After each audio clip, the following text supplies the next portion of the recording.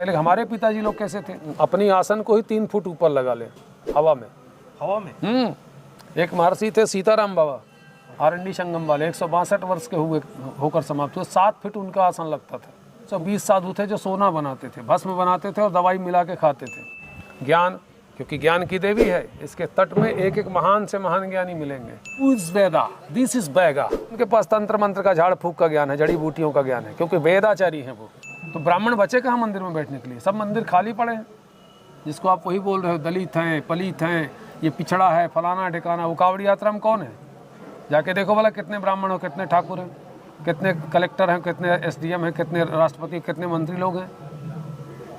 तो धर्म बचा ना भाई, इन्हीं छोटे लोगों के कारण। फिर वो कुंड, पहले कुंड से ही नर्मदा जी का जल ले जाके स्नान कराते थे, इसी कुंड से। ये इसी के पानी से पहले भोग बनता था। तो हलवे का प्रसाद लगता है प्राचीन व्यंजन, और पहले तब तक चला है 30 साल पहले तक ये चला है कि थाली जब जाती थी तो पानी सींचते हुए जाते थे, और उस समय यहीं स्नान करके पंडा और जल लेकर के जाता था, भोग बनाता था, और मुंह में कपड़े बांध करके भोग बनावे और भोग लाके लगावे। तो विधि थी भोग लगाने की, उसमें माई के हाथ के निशान रहते थे, और आधा थाली खाली हो जाए तब उसको प्रसाद मानते थे।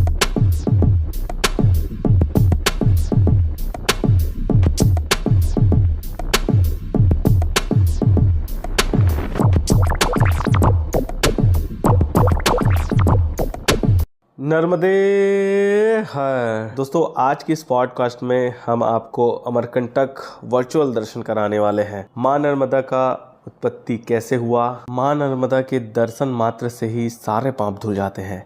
तो आज का वीडियो बहुत इंटरेस्टिंग होने वाला है, वीडियो पूरा देखें। माँ नर्मदा मंदिर में बंदे महाराज जी हैं, तो आइए उनसे बात करते हैं। महाराज जी, अमरकंटक क्या है, उस पर प्रकाश डालिए। सबसे पहले जब ब्रह्मांड की उत्पत्ति हुई, आरो ब्रह्मांड खंडे त्रिभुवन विवरे कल्पदाशा कुमारी। नर्मदा हमेशा व्यापक है, क्योंकि आनंद का नाम है नर्मदा। भगवान शिव 1 करोड़ वर्ष तक जब तपस्या करते हैं तब नर्मदा की उत्पत्ति होती है। इसी प्रकार से अमृत का भी जो जन्म हुआ वो 1 करोड़ वर्ष तक भगवान शिव ने जब तप किया, तो अमृत संजीवनी विद्या, उसको अमृतत्व कहते हैं, उसकी उत्पत्ति हुई शुक्राचार्य को उन्होंने दिया था। जब विंध्याचल और सतपुड़ा पर्वत बूढ़े हो गए तो हिरण्य तेजा राजा के तपस्या से भगवान प्रकट होकर के नर्मदा का प्रकटीकरण इस धराधाम में करना चाहते। उस समय ऐसा कोई भी पर्वत सामर्थ्य नहीं रखता था जो नर्मदा के वेग को धारण करे। तो विंध्याचल और सतपुड़ा दोनों ने इस पर्यंक पर्वत को, अमरकंटक का प्राचीन नाम है पर्यंक पर्वत जी, पर्यंक मतलब बिस्तर। तो पर्यंक पर्वत को दोनों ने अपना पुत्र माना और सारी शक्तियाँ इसको दी। तब जाकर के ये नर्मदा के वेग को धारण करने में सामर्थ्यवान हुआ। और ये आदिकल्प की कथा है। आदिकल्प में जो नर्मदा जी का नाम हुआ वो आनंदिते हुआ। आनंद को देने के कारण आनंदिते नाम हुआ। और इसके बाद 21 कल्प हुए। 21 कल्प के बाद जो नर्मदा के दर्शन हुए वो आना और जाना के रूप में हुआ।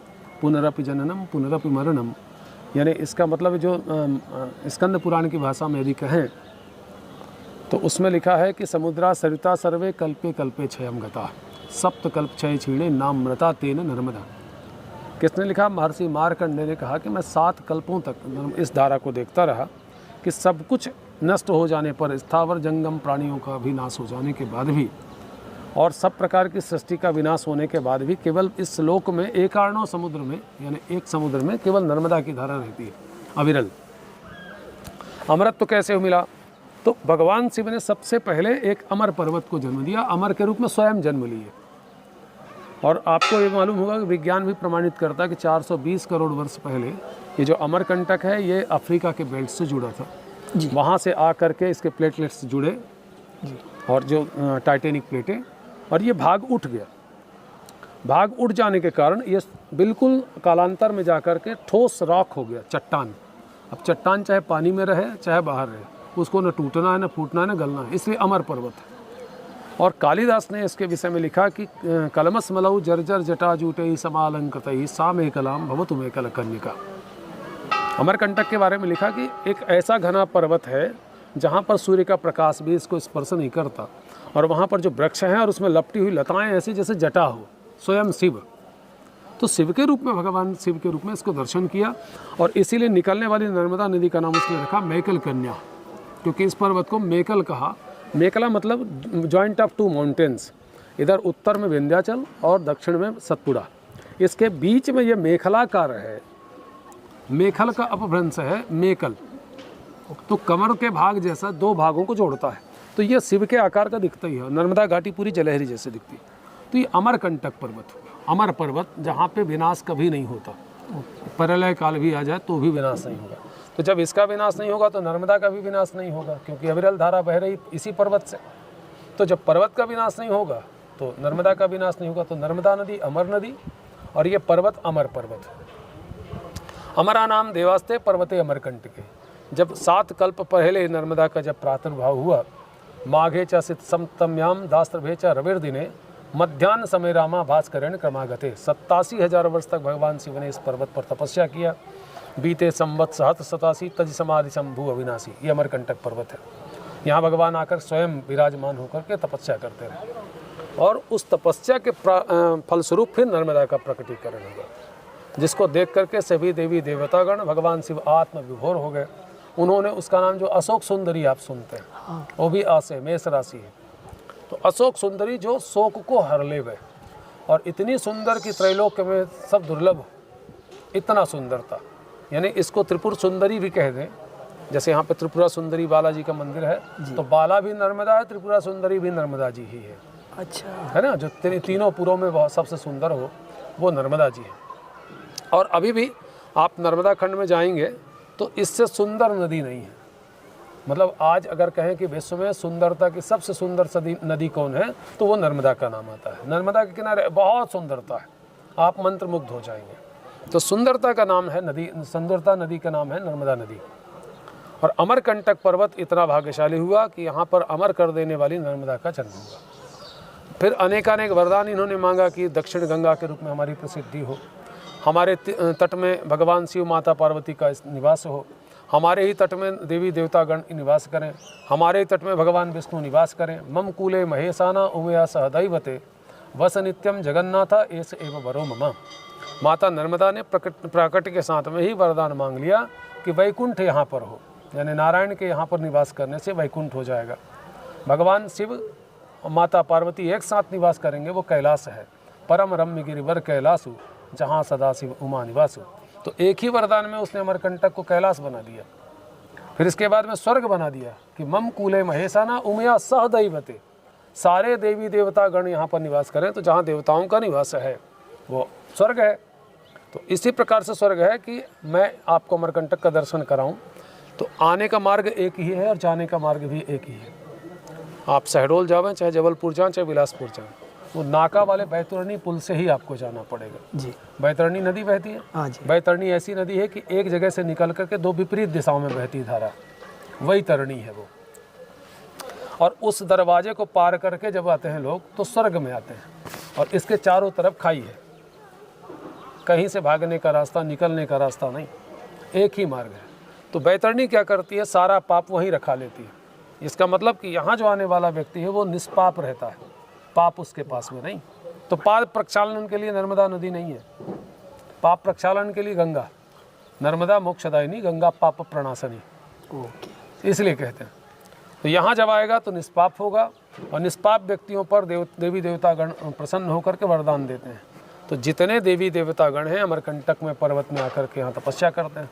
गंधर्व हैं, चारण हैं, नाग हैं, सिद्ध हैं, यक्ष हैं, यक्षाधिपति जो कुबेर है वो भी नर्मदा तट में ही भगवान शिव की आराधना की। भगवान भोलेनाथ स्वयं, नारायण स्वयं, ब्रह्मा जी स्वयं। ये नर्मदा उद्गम के पास में ब्रह्म कुंड है जहाँ पे कुआं बना दिया लोग जी। इसके बाद में कोटि तीर्थ में यही कोटि तीर्थ है, क्योंकि गायत्री सावित्री नर्मदा यहाँ करके मिलती हैं। तो ये कोटि तीर्थ है, यहाँ पे रुद्र का स्थान है। और जहाँ चक्र तीर्थ है वहाँ विष्णु का अवतार, विष्णु का स्थान है। श्रवण नक्षत्र युक्त द्वादशी यदि पढ़े तो उस दिन वहाँ पर भगवान साक्षात निवास करते हैं। वहाँ जा कर के सत्यनारायण की कथा, विष्णु पुराण की कथा, पिंडदान और भगवत चर्चा करने से लोगों को बहुत सारा पुण्य और मरने के बाद मोक्ष की प्राप्ति होती है।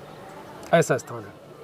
ब्रह्म कमंडल में प्रथम कल्प में जब ब्रह्मा जी यहाँ तप किए, यहाँ पे अपना कमंडल छोड़ गए और नर्मदा को लेकर के अपने हाथ में जल और अपने लोक को चले गए। वहाँ अलग कमंडल में उन्होंने जल भरा, इस पाप वाले कमंडल को यहीं छोड़ दिया और पुण्य का कमंडल लेकर चले। कालांतर में जब राजा बलि नर्मदा के तट पर यज्ञ किए, यज्ञ करने के बाद में भगवान बलि से परीक्षा लेने के लिए वामन के रूप में वहाँ गए और 3 पग धरती के विषय में उन्होंने दान करने के लिए कहा। दान की जो प्रथा है, प्रक्रिया है, वो वाक अदत्तम, मन अदत्तम, दत्तम पादकुशोदकम। पवित्र जल होना चाहिए, कुसा हाथ में होना चाहिए और अपने संकल्प के साथ में दान दिया जाता है, उसको दान कहते हैं। तभी आपकी बाधाएं, आपकी समस्याएं, आपके रोग और पाप नष्ट होंगे। ये नष्ट नहीं होता, दिया जाता, ट्रांसफ़र करते हैं, इसीलिए तीर्थों में जाके लोग दान करते हैं। तो नर्मदा तट से बड़ा तीर्थ कुछ था नहीं। राजा बलि यज्ञ करके दान करते तो उसका पुण्य उनको प्राप्त होता। 100 अश्वमेध यज्ञ करने का पुण्य यह है कि इंद्र के बराबर पुण्य होता है। तो राजा बलि इंद्र हो सकते थे, लेकिन 99 हुआ। 100वें बार का पुण्य अगर मिल जाता उनको तो इंद्र बनना पड़ता उनको, और ये इंद्र को हटाना पड़ जाता भगवान को। तो इसी में परीक्षा लेने भगवान पहुंच गए और उन्होंने 3 पग धरती की याचना की। तो नर्मदा जल लेकर के, कुशा लेकर के उन्होंने भगवान को दान किया। अच्छा, नर्मदा जल से उन्होंने संकल्प किया और नर्मदा जल ही भगवान को दान में दिया। और भगवान भी गए थे तो ब्राह्मण के वेश पर, यानी लोग जो पूछते हैं कि ब्राह्मणों को दान क्यों करना चाहिए, तो भगवान स्वयं ही दान लेने गए थे ब्राह्मण के वेश में, और किसी वेश में नहीं गए थे। इसलिए दान किसको देना चाहिए? ब्राह्मण को, क्योंकि ब्राह्मण अग्नि का उपासक है, इसलिए पाप वहीं नष्ट होगा, रोग वहीं नष्ट होगा। और दिया नहीं जाता, वो खाते में जमा होता है। तो धर्म किसको देंगे? धर्म का दान करना है यदि धर्म के लिए, तो ब्राह्मण को ही देना होगा। लेकिन धर्मनिष्ठ, ब्रह्मनिष्ठ, सत्यनिष्ठ और कर्मनिष्ठ हो, क्योंकि परमात्मा धर्मनिष्ठ भी है, सत्यनिष्ठ भी है, कर्मनिष्ठ भी है और कर्तव्यनिष्ठ भी है। तो वैसे ही भगवान के समान ब्राह्मण को माना गया। तो ब्राह्मण में भी भगवान के जैसा गुण होना चाहिए। ये द्विवेदी, चौबे, पाणे, तिवारी, उपाध्याय, मिश्रा लिखने से ब्राह्मण नहीं बनते। ब्राह्मणत्व तो प्राप्त करना चाहिए, तब जा कर के वो ब्राह्मणत्व जागृत होगा। और आजकल मैंने कहा ना कि जो ब्राह्मणों को गाली देते हैं, इसलिए ब्राह्मणत्व तो छोड़ते जा रहे हैं। मुश्किल ये है। अमरकंटक का महात्मा यह है कि एक लाइन में मैं बताऊं कि चंद्र सूर्य परागेशु योगच्छेत अमरकंटकम वाजपेय सहस्राणी अश्वमेध शतानि च। वाजपेय 1000 और 100 अश्वमेधों का यज्ञ का पुण्य जब लोग आकर के नर्मदा स्नान करते हैं अमरकंटक में और स्नान दान करते हैं, तो एक स्नान से 100 अश्वमेध यज्ञ का पुण्य, और यदि चंद्र और सूर्य ग्रहण के समय स्नान करें तो 1000 वाजपेय यज्ञ का फल मिलता है अमरकंटक। अच्छा, यहाँ पे रुद्रकोटि है। रुद्रकोटि के ऊपर यानी महाशमशान भूमि के ऊपर अमरकंटक बसा हुआ, क्योंकि अनेकानेक कल्पांतरों में यहाँ से महाकाल और महाकाली का तांडव होता है, जिसके कारण सारे मातृका निकल करके भक्त जितने देवी देवता गण हैं, जितनी जातियाँ हैं, देव, दनुज, मनुज, पशु पक्षी, वृक्षादि, वनस्पतियाँ, ये सब का विनाश करती हैं और चबा चबा के खाती हैं। उसके बाद उनके शरीर से जो दग्ध भस्म है वो यहीं पर बनता है। अभी अमरकंटक में 2 फुट खोदेंगे तो ऐसी मिट्टी निकलेगी जिसमें कंकड़ तक नहीं है, वो भस्म से बनता है। प्रमाण है। महाकाल और महाकाली का भीषण तांडव इस पर्वत पर होता है। समग्र सृष्टि के नाश होने पर दोनों का विश्राम भी इसी पर्वत पर होता है। इसका नाम पर्यंक पर्वत है, जो मैंने कहा बिस्तर। तो इसी बिस्तर पर वो सोते हैं दोनों। नर्मदा जी का जो जन्म हुआ था वो भी माघ मास की शुक्ल पक्ष की सप्तमी को, यानी गुप्त नवरात्रि में 7वें दिन हुआ, मतलब सप्तमम कालरात्रि थी। इसीलिए छत्तीसगढ़ में महामाई कहते हैं। महामाई नर्मदा जी को मानते हैं लोग, और अगाध श्रद्धा है। जितना धन दौलत उनके पास में है, भुक्ति और मुक्ति, बेटा और बेटी, वो सब नर्मदा मैया देती है। तो नर्मदा इनकी आराध्य रही है छत्तीसगढ़ के प्रत्येक नागरिक के। और कार्तिक के महीने में तो छत्तीसगढ़िया ही भरते थे ज़्यादा। वैशाख के महीने में पूरा वैशाख ही वो लोग स्नान करते थे। माघ के महीने में पूरा छत्तीसगढ़ ही उतराया रहता था कल्पवास करने के लिए। और ये जब से छत्तीसगढ़ और एमपी अलग हुआ, उसके कारण लोगों के मन में श्रद्धा कम हुई, और बंटवारे के कारण वो आ नहीं सकते, और फिर बॉर्डर में जो लूट खसोट मचा उसके कारण श्रद्धा घट गई। तो अमरकंटक के महिमा के विषय में बहुत सारी चीज़ें लिखी हैं, अनेक अनेक जड़ी बूटियाँ हैं। क्योंकि जिस समय भगवान शिव अमरकंटक पर्वत पर नर्मदा को जन्म देने वाले थे, उस समय सब प्रकार के तीर्थ, सब प्रकार के देवी देवता, सब प्रकार की वनस्पतियाँ, सब प्रकार के जो नदी तालाब हैं, ये सब के सब उपस्थित उस समय हुए थे। जितना ज्ञान है, जितने वेद हैं, जितने उपनिषद हैं, जितनी स्मृतियाँ हैं और जितने तंत्र मंत्र हैं, जितना आगम ग्रंथ है, वो सब कुछ उपलब्ध हुआ था यहाँ पर। इसलिए देखते हैं कि कोई भी फसल उगा सकते हैं, कुछ भी लगा देंगे उग जाएगा। जी सही। और किसी भी विद्या का या किसी भी मंत्र का आप यहाँ पे जप करेंगे तो वो सिद्ध होता है। अमरांकट कट यानी समूह, देवताओं का समूह। अमरा नाम देवास्ते, कटी शब्द जो है वो देवताओं के समूह के लिए है। अच्छा, और एक चीज़, कंटक शब्द जो बना, क्योंकि पहले सड़कें नहीं थी, 64 में सड़क बना, तो आने का एक ही मार्ग था, सोनमुड़ा का जो रास्ता है वो खाई चढ़ करके लोग 350 फुट, तो दुर्गम में क्षेत्र था। तो उसके कारण भी इसका नाम कंटक यानी सूला कंटका पर्वता इत्यर्था। जो कांटे जैसे दिखते हैं पर्वत, और कांटे जैसा है भी, और आने के लिए दुर्गम में क्षेत्र था, इसलिए कंटक शब्द का उपयोग हमको लगता है उचित है। तो अमर पर्वत न कह करके अमरकंटक का। दूसरा चीज़, जो अमर कथा सुनते हैं कि भगवान शिव ने माता पार्वती जी को अमर करने के लिए अमर की कथा सुनाई। हाँ, ये वो अमर कौन है? तो भगवान अमरनाथ, यानी इस पर्वत का नाम है अमरेश पर्वत। ये अमरनाथ है, यही पर्वत अच्छा अमर है ना। एक ही अमर है भगवान शिव, जी। दूसरा कोई अमर नहीं, जी। और ये पर्वत अमर है। यानी 19 कला युक्त भगवान सदाशिव, 19 कला युक्त यह पर्वत। तो सेम भगवान अमरकंठेश्वर महादेव ही, और वहीं पर पार्वती जी हैं, और तो कहीं नहीं है। नहीं। प्राचीन मंदिर भी यही है, 7500 वर्ष पुराना है जी। और वो जो पार्वती जी की स्थापना है वो 2500 वर्ष पहले आदि गुरु शंकराचार्य के द्वारा अच्छा 2500 वर्ष जीर्ण था। तो यहाँ पर अमर यानी नर्मदा जी की कथा, जी। क्योंकि इसकी कथा सुन करके, इसका अवगाहन करके 8 लोग अमर हुए। अश्वत्थामा, बलिर्व्यासो, हनुमांश्च, विभीषण, कृपा परशुरामश्च, सप्तैते चिरजीवनः, सप्तैतान् स्मरेन् नित्यं, मारकंडे तथाष्टमं जीवेत वर्षतम साग्रम, अपमृत्यु विवर्जिता। अपमृत्यु से बच करके वो अमृत कर देने वाली नर्मदा है, क्योंकि इसके 6 हाथ हैं, और इसके पिता जो सुधाशिव हैं उसके भी 6 हाथ हैं, जो आप मृत्युंजय महादेव देखे हैं। जी। 6 हाथ है। कर्पूर गौरम करुणावतारम, है ना। हस्ताभ्याम कलशाद्वयामृत घटे प्लावयंतम शिरो, द्वाभ्याम तौ ददतम मृगाक्षवलय, द्वाभ्याम वहंतम परम, अंकन्यस्तकराद्वयामृत घटम कैलासकांतम शिवम, स्वच्छाम भोजगता नवेंद्र मुकुटम भांतम त्रिनेत्रम भजे। 6 हाथ से। तो ऐसे ही अमर कर देने वाली नदी है, तो ये भी अमृत प्रदान करती है। तो इस अमर कर देने वाली की कथा, अमर की कथा भगवान इस अमरेश पर्वत पर बैठ करके माता पार्वती को सुना रहे हैं। अब इस झूठ को, इस कथा को, जो यहाँ की कथा थी, इसको कहाँ ले गए लोग? मुसलमान ने खोजा है अमरनाथ पर्वत, जी, हाँ। वहाँ की कथा है। जी वहाँ कौन सी अमर चीज़ है बता दें? ये बात है। वहाँ कबूतर सुन रहा था, तो यहाँ कबूतर देखो वाला हर मंदिर में दिख रहा है। वहाँ तो 2 ही ठो खोज रहे हो कि सफ़ेद वाला मिल जाए, यहाँ तो हर कलर का मिल रहा है। सब प्रकार के कबूतर है ना, और दिन भर गुटुरगू ही कर रहे हैं, वो हुकारू ही भर रहे हैं, और दिन भर अमर की कथा चल रही है, दिन भर नर्मदा की कथा चल रही है। या अमरा शामरा अमरा अमृता नामृतेति इति नर्मदा। जो अमर है, अमरत्व का स्वरूप है, अमरता प्रदान करती हैं स्वयं, इसलिए इसको अमर की नदी। इसलिए आदि गुरु शंकराचार्य ने अपने भाष्य में शंकराचार्य नर्मदा से में लिखा, अहोमृतम स्वनम श्रुतम महेश केश जातटे। महेश केश जा किसको कहा? नर्मदा जी को, कि भगवान शिव के केश से उत्पन्न हुई हैं। इसकी तट के किनारे जो रहने वाले लोग हैं, अहो अमृतम, इसलिए इस जल को कहा आहा, यह तो अमृत है। मतलब जैसे भाग्य नहीं, अहो भाग्य, बड़ा चीज है ना, बड़ा शब्द कहने के लिए अहो भाग्य कहा। तो ऐसे ही अमृत नहीं, अहो अमृतम स्वनम सुतम महेश केश जातटे, अहो अमृतम, ऐसा संबोधन भगवान शंकराचार्य ने नर्मदा जल को दिया। तो अमर की कथा अमरेश पर्वत पर बैठ करके माता पार्वती को अमर कर देने के लिए भगवान शिव ने सुनाई। इसको झूठ बना करके वहां ले गए। ऐसे ही त्रिकूट पर्वत के विषय में, अमरकंटक में एक नर्मदा जी का जो 15 नाम है उसमें त्रिकूटा नाम है।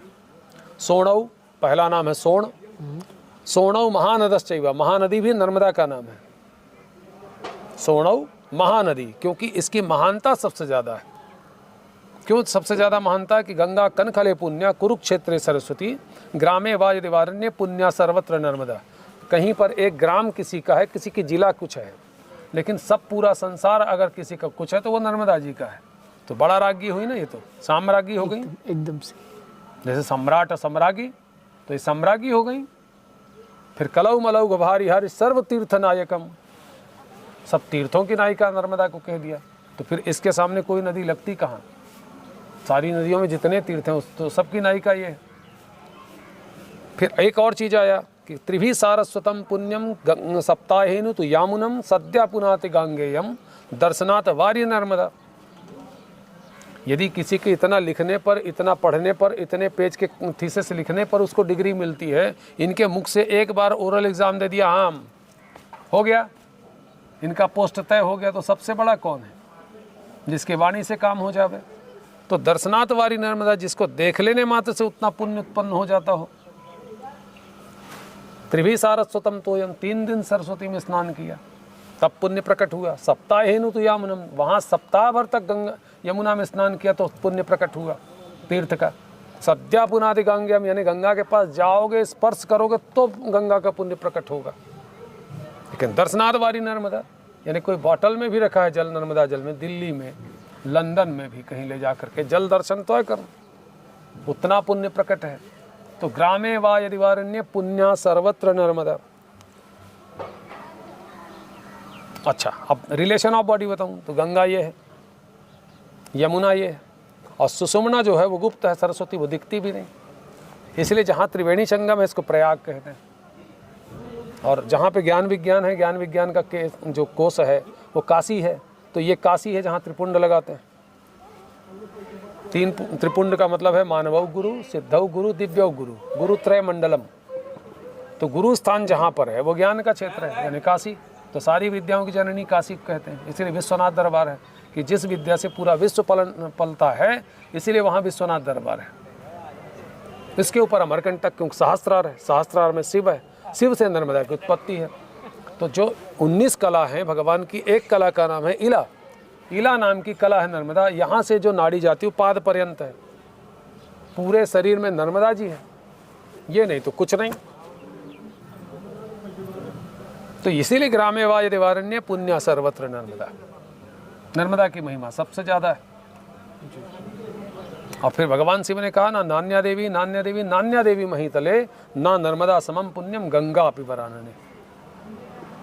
इतना पावन है, इसलिए सभी संत भी यहीं पर आए। हाँ अच्छा, फिर इसके बाद में देखो, यहाँ तो भृगु का क्षेत्र है, भृगु का मंडल, साथ में यहाँ भृगु जी, वशिष्ठ जी आए। वशिष्ठ ने ही राम को बताया था कि वशिष्ठ संहिता में लिखा है, वशिष्ठ संहिता में लिखा कि माघे च स्थित सप्तम्यां दास्त्रभे च रविर्दिने मध्याह्न समय रामा भास्करेण क्रमागते, कि हे राम, नर्मदा की जो उत्पत्ति हुई माघ मास के शुक्ल पक्ष की सप्तमी को, दास्त्रभ यानी अश्विनी नक्षत्र में, मध्याह्न काल में। अच्छा, मध्याह्न काल क्यों चुनते हैं देवतागण? राम मध्याह्न, कृष्ण मध्य रात्रि, नर्मदा जी मध्य दिवस।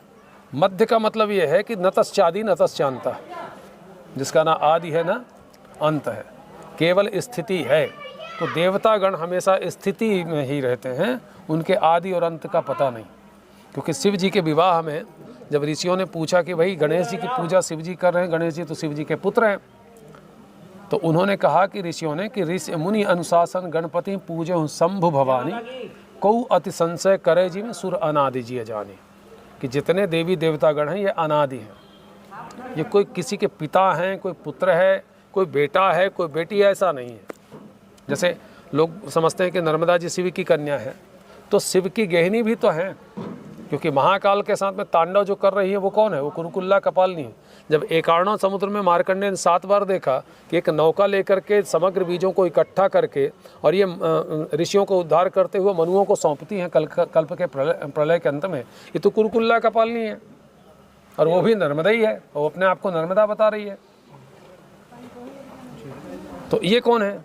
अच्छा, फिर मार्कंडेय ही ने देखा कि उस अगाध समुद्र में जो एकार्णव समुद्र है, उस समय केवल एक देवी अपने 10 सहेलियों के साथ में, 10 दिशाएं जो हैं उनकी सखियों के साथ में, और अगाध समुद्र के अंत में जाकर के शिव की आराधना कर रही है। तो यदि शिव की आराधना कर रही है तो एक तो चीज़ आता है कि रामचरितमानस में कि मैना रानी जो है अपनी कन्या को विदा के समय में गोद में बैठा करके एक सुंदर सीख देती हैं, सदा करहूँ शंकर पद पूजा, नारी धर्म पत देऊ न दूजा। ये हमारे यहाँ संसार में परंपरा है कि माता पिता अपने बेटी को सिखाते हैं कि तुम्हारा एक ही देवता है और वो है पति। चाहे वो राम जी हो, चाहे कृष्ण जी हो, चाहे जो भी, ब्याह के समय में माताएं अपनी कन्या को एक ही सीख दे के भेजती हैं कि सदा करऊँ शंकर पद पूजा, नारी धर्म पति देव न दूजा। पति के अलावा कोई दूसरा देवता नारियों का नहीं होता। और सच बात है, यदि शक्ति इस उंगली से निकल जाए तो कैसे अभिव्यक्त करेगी अपने आप को कि मैं हूँ। तो शक्ति को साख्त की ही सहारे की आवश्यकता पड़ेगी अपने आप को व्यक्त करने के लिए। यानी नारी का अपना खुद का अस्तित्व कुछ नहीं है। इसीलिए असेंबल्ड करने का नाम हमारे यहाँ है विवाह पद्धति। जब दोनों को असेंबल्ड कर देते हैं, आप देखो ना, मोबाइल बनाइए, टेलीविज़न बनाइए, कुछ भी बनाइए, जब तक उसको इलेक्ट्रिसिटी नहीं देंगे तो कुछ नहीं है। तो उसको ऊर्जा देने की ज़रूरत है। जैसे हमारे ऊर्जा का केंद्र है सूर्य, इसलिए उसकी जो जिससे ऊर्जा मिलता है उसको हम लोग कहते हैं किरणें। किरण कौन है? ये आदमी का तो नाम नहीं है, किरण तो लड़की ही नाम होगा। तो निश्चित बात है सूर्य की शक्ति का नाम है, जिससे पूरा संसार ऊर्जावान होता है। तो हम मतलब सूर्य भी उस ऊर्जा के बगैर कुछ नहीं है, उन किरणों के बगैर सूर्य भी कुछ नहीं है। देखें, बादल के समय में जब किरणें ढक जाती हैं तो सूर्य का क्या अस्तित्व रहता है। तो शक्ति के बगैर साख्त की कोई वैल्यू नहीं, और साख्त के बगैर शक्ति अपना अभिव्यक्त नहीं कर सकती कि मैं हूँ। तो इसलिए स्त्रियों का अपना व्यक्तिगत अस्तित्व नहीं है, और उनके न रहने पर इस साख्त की भी यानी व्यक्ति की भी कोई अस्तित्व नहीं रहता। इसलिए विवाह की पद्धति हमारे यहाँ चालू हुई कि दोनों को असेंबल्ड करो, तब ये जाके तीसरी चीज़ उत्पन्न होती है, संतान, आगे की सृष्टि। आगे की सृष्टि कब होगी? जब दो चीज़ मिलेंगे। तो ऐसे ही तुलसीदास जी ने भी लिखा कि भवानी शंकरौ वंदे श्रद्धा विश्वास रूपिणौ। जब श्रद्धा और विश्वास दो चीज़ें किसके रूप में व्यक्त किया? माता पार्वती और भगवान शिव के रूप में। दो चीज़ें होनी चाहिए, श्रद्धा भी हो और भक्ति भी हो। तो श्रद्धा और विश्वास होना चाहिए, तब तीसरी चीज़ जन्म लेगा। कौन? गणेश जी। गणेश जी कौन है? कार्य शक्ति के दाता, सिद्धि के दाता। कार्य सिद्ध होगा आपका तब जब आपके पास दो चीज़ हो, श्रद्धा और विश्वास। इसको दोनों को असेंबल्ड करके चलना पड़ेगा। यदि एक लेके चलेंगे, खाली श्रद्धा भर है, विश्वास नहीं है, तो आपको कुछ नहीं मिलेगा। खाली विश्वास भर लेके चलेंगे, श्रद्धा नहीं है, तो आपको कुछ नहीं मिलेगा। तो श्रद्धा विश्वास रूपिण हो, जब दोनों होंगी, शक्ति भी हो और शाक्त भी हो, तब तीसरा चीज जन्म लेगा। और ये प्रैक्टिकल है, आज का नहीं है, सनातन है। इसके भिन्न अगर कोई चलना चाहे तो जीवन व्यर्थ गमा लेगा, कुछ पाएगा नहीं। और हमारे मानव जीवन की उपलब्धि ये है, हम मोक्ष के लिए मनुष्य जीवन लिए हैं। अगर इस जीवन में मोक्ष नहीं प्राप्त हुआ तो बेकार हो। और सबसे पहले वो अभागी लोग हैं जो इस इतना दुर्लभ मनुष्य देह को पा करके मोक्ष का प्रयत्न नहीं करते। तो मोक्ष देने के लिए नर्मदा आई। तो यदि किसी भी यत्न से आप पूजा पाठ धर्म यज्ञ कर्म कांड इत्यादि पितर गणों को पितृकर्म नहीं कर पाए, आपके पास समाधान नहीं था, साधन नहीं था, संसाधन नहीं था, तो भिक्षुक व्यक्ति के लिए भक्ति एक सुगम मार्ग है। यानी सब तज भजन करहूँ दिन रात। वो कहाँ पर? तो घाट घाट में नर्मदा जी के तीर्थ हैं, चले जाओ। तो पग पग में कोटि तीर्थ है ना, सब तो पग पग में। तो आप जाइए, नर्मदा अवगाहन करिए, नर्मदा जल का पान करिए और नर्मदेर करते रहिए। जो दिखे उसमें सर्वरूपमयम देवी सर्वम देवी मयम जगत, सबसे नर्मदा माई देख करके तुम नर्मदेहर करते रहो, यही तुम्हारा भजन है। एक बार तुम बोलोगे नर्मदेहर, वो दूसरा उत्तर देगा नर्मदेहर, 2 बार हो गया। तो ये इसके तट पर चल करके भजन सुगम हो गया। इसके तट पर रह कर तुम्हारा तप प्रखर हो जाएगा। कैसे? तुमको मांग करके खाना है, तो कोई ज़रूरी नहीं कि मांग करके मिलेगा भी। तो उस दिन भूखे हो गए, निराहार। निराहारौ यथाहारौ तन मनस्कौ समाहितौ, तपस्या हो गई। फिर वहाँ कोई डांटे फटकारे मारे पीटे तो बुरा नहीं मानना है, क्योंकि एक तो मिलेगा नहीं और दूसरा मिल भी गए दुष्ट लोग तो तुम तो नर्मदेहर वाले हो, तुमको उससे कौन सी रिश्तेदारी करनी है। तो वहाँ गर्भ का नाश हो जाएगा। तो नर्मदा नर्मदाम गया नराणा मधमर्दनी। ये दूसरा नाम चरितार्थ हो जाएगा कि नर्मदा का नाम नर्मदा है जो नर के वध को हरण करती है। तो तुम्हारा ये जो घमंड है वो पानी हो जाएगा, और घमंड के नष्ट होते हुए मोक्ष के अधिकारी हो जाओगे, क्योंकि नष्ट कौन करता है? घमंड। तो नर्मदा की परिक्रमा में जाने वाले लोग ये सब चीज़ें पा जाते हैं। तप, ज्ञान, क्योंकि ज्ञान की देवी है, इसके तट में एक एक महान से महान ज्ञानी मिलेंगे। बच्चा बच्चा भी ज्ञान दे जाएगा। ये न समझना कि ये नर्मदा खंड है, अंड वंड रेवा खंड, या बच्चा बच्चा ज्ञानी मिलेगा। तो वो ज्ञान की पराकाष्ठा जब लोग परिक्रमा करके आते हैं तब समझ पाते हैं कि अमरकंटक क्या है। अमरकंटक से निकलने तक तो समझ में नहीं आता उनके, क्योंकि मति भ्रम है। और हमारे अमरकंटक में सबसे ज़्यादा लोगों को, जो परिक्रमा वासियों को भ्रमित करते हैं, वो दुकानदार, वो गुरु बन जाता है। टैक्सी वाले गुरु बन जाएंगे क्योंकि अपने फ़ायदे के लिए। फिर नगर पंचायत के कर्मचारी चोरी के चक्कर में वहाँ माई के बगी हम पंडागिरी करते हैं। अरे तुम कौन से नर्मदा जी के भक्त हो, कि कौन तापस बंद हो, कि कौन उसकी कथा जानते हो? है ना, तुम्हारी परंपरा में तुम नौकरी चाकरी करने आए थे पेट के चक्कर में, अपने पेट के चक्कर में दूसरे का धर्म क्यों नष्ट करते हो?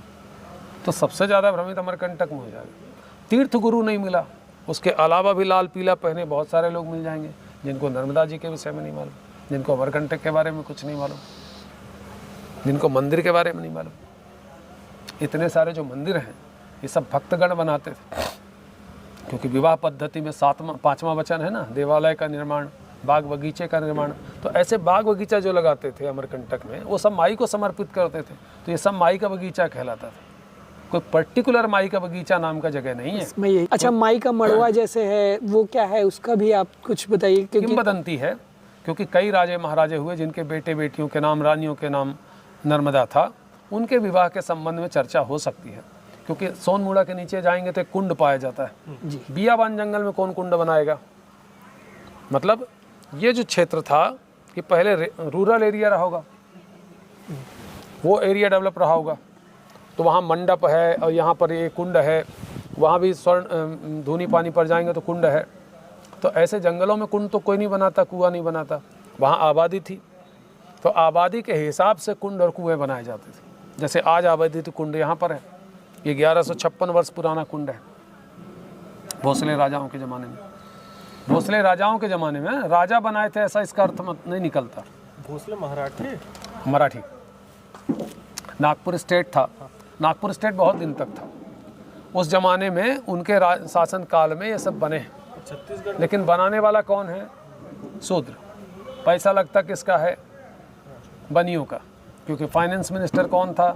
बनिए। व्यापारे वस्ते लक्ष्मी। राजाओं का धन कभी नहीं लगता था, क्योंकि राजा का खुद का कमाया हुआ धन नहीं है। और हमारे धर्मशास्त्रों में उल्लेख है कि अपने कमाए हुए धन से ही धर्म करना है। इसलिए राजा के विषय में तुलसीदास जी ने लिखा था कि ठाकुर भगत न मूसर धन ही। जितना पुरातत्व वाले बोलते हैं कि राजाओं ने बनवाया, झूठ बोलते हैं। राजाओं का बनाया हुआ नहीं, राजाओं के काल का है। राजाओं का बनाया हुआ कुछ नहीं है। राजा मंदिर नहीं बनाते थे। कितना प्रैक्टिकल ज्ञान दिया है महाराज जी आप, वाकई में। तो ये अमरकंटक का हुआ। हमारे नर्मदा मंदिर में जो है वो 51 शक्ति पीठों में 29वां पीठ है, और 28 और 29 दो पीठ हैं। अमरकंटक इसलिए भी भाग्यशाली है कि 2 शक्ति पीठ हैं यहाँ पर, दक्षिण नितंब और वाम नितंब। दोनों नितंब यहाँ पर गिरा, और दोनों के अलग अलग पीठ हैं, अलग अलग देवियाँ हैं, अलग अलग भैरव हैं, और अलग अलग बीज मंत्र हैं, और अलग अलग उसके उपपीठ भी हैं। क्योंकि पर्वतों पर शक्ति पीठ बने, क्योंकि हमारे शरीर में ये मिट्टी का यदि मान लें कि पूरा शरीर है, पृथ्वी है, तो बुद्धि शक्ति इसकी यहाँ पर रहती है, शीर्ष भाग पर। तो ऐसे पीठ का मतलब होता है आसन। शक्ति जहाँ विराजमान है ना, शक्ति का आसन कहाँ होगा? शीर्ष भाग पर। ये मेधा शक्ति है, माम धारे तिथि आदि शक्ति का अंश है बुद्धि, वो यहाँ पर विराजमान है शीर्ष भाग पर। तो ऐसे हमारे आर्यावर्त में 51 पर्वत थे। 51 ही बीजाक्षर हैं, अ से लेके क्ष तक, है ना, ज्ञा तक। 51 अक्षरों के 51 बीज मंत्र बने। उनके जो शक्तिपीठ में, जैसे ये सोण पीठ है, सोण पीठ को ही महापथ पीठ कहते हैं। महापथ पीठ कहाँ से? कलिंग देश से पश्चार्धे पर्वते अमरकंटके। ये महापथ पीठ है, इतना बड़ा सोण पीठ। नर्मदा का नाम है सोण। सोणौ महानदश्चैव नर्मदा सुरसाकृता विपासा विपापा वल्युवाहिनी दसारणा चित्रकूटा त्रिकूटा मंदाकिनी इत्यादि इसके जो 15 नाम हैं उसमें सोण पहला नाम है। सोण का मतलब रक्ता, क्योंकि विद्या ही दुविधा प्रोक्ता रक्ता श्यामा प्रभेदता। 10 महाविद्या की जननी भी अमरकंटक है। तो सोण पीठ और काली माधव पीठ 2 पीठ बने। सोनाक्षी नहीं, वो बाबा कहने पर नहीं जाइए कि सोनाक्षी लिख लिया वो पीठ बना लिया। वो आश्रम ही अभी 68 का है। वो बाबा बाहरी है और पैसे के लिए कुछ भी करेगा।